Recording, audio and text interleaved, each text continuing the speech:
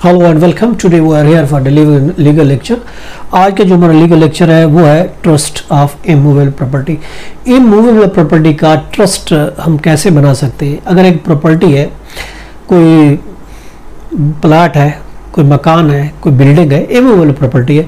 अब हम चाहते हैं कि इस प्रॉपर्टी को ट्रस्ट के तौर पर दे दें, इसको हम ट्रस्ट बना लेते हैं, इस प्रॉपर्टी को ट्रस्ट में दे देते हैं। तो देखिए, सिंध ट्रस्ट एक्ट है 2020 का, 2020 का सिंध ट्रस्ट एक्ट है। उसके तहत हम इस प्रॉपर्टी को ट्रस्ट एक्ट में दे सकते हैं। ट्रस्ट के लिए इसको हम मुख्तस कर सकते हैं, उसको दे सकते हैं। देखिए, कोई ट्रस्ट वैलिड ना होगा जब तक नॉन टेस्टमेटरी डॉक्यूमेंट के तहत रिटर्न तौर पर उसकी रजिस्ट्रेशन नहीं होगी और उसको नॉन टेस्टोमेटरी डॉक्यूमेंट के जरिए उसको डिक्लेयर करना पड़ेगा और उसको रजिस्ट्रेशन करानी पड़ेगी। जब तक हम उस प्रॉपर्टी को ट्रस्ट नहीं मान, जब तक हम नॉन टेस्टोमेटरी डॉक्यूमेंट के तहत रिटर्न तौर पर उसको हम डिक्लेयर नहीं करा लेते, उसको रजिस्टर नहीं करा लेते, उस वक्त तक वो वैलिड नहीं होगी। देखिए, अब जब हम रजिस्टर करा सकते हैं तो उसके बाद वो प्रॉपर्टी को हम ट्रस्ट को हम मुंतकिल भी कर सकते हैं। उसके बाद प्रॉपर्टी को मुंतकिल भी किया जा सकता है। ट्रस्ट का मकसद ये भी याद रखें, इल्लीगल पर्पस नहीं होना चाहिए।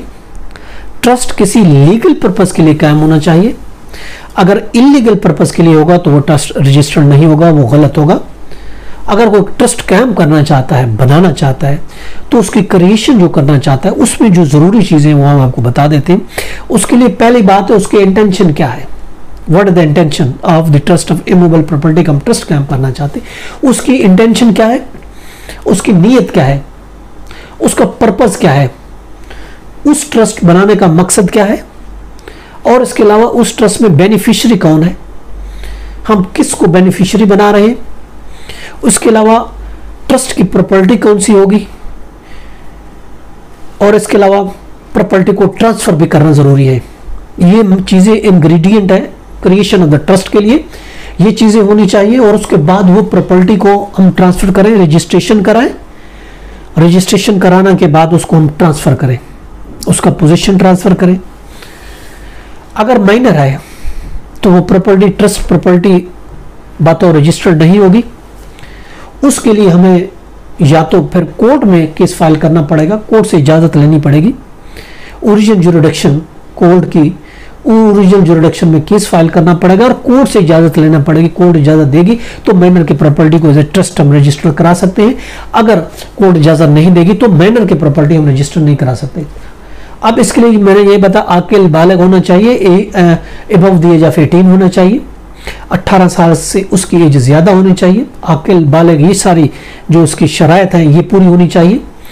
और फिर जो है वो प्रॉपर्टी जो है वो एज ए रजिस्टर्ड हो जाएगी एज ए ट्रस्ट।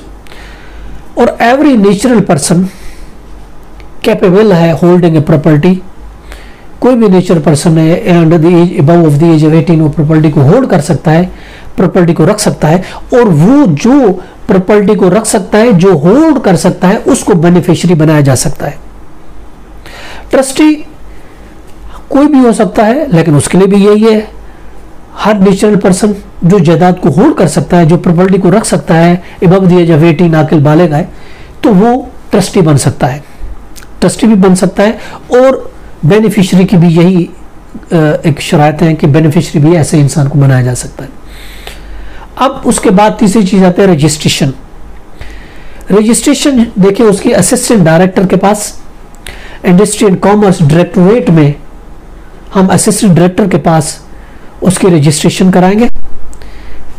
उसमें एप्लीकेशन दी जाएगी, वो will file an application for registration of that trust of movable property.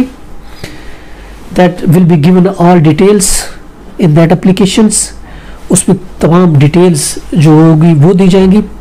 और उसके बाद assistant director will investigate through prosecution agency को ऑर्डर देगा कि इसकी इन्वेस्टिगेशन करें, और उसकी इन्वेस्टिगेशन की जाएगी, और उसके इन्वेस्टिगेशन के बाद फिर जो है उसकी रजिस्ट्रेशन उसको दी जाएगी।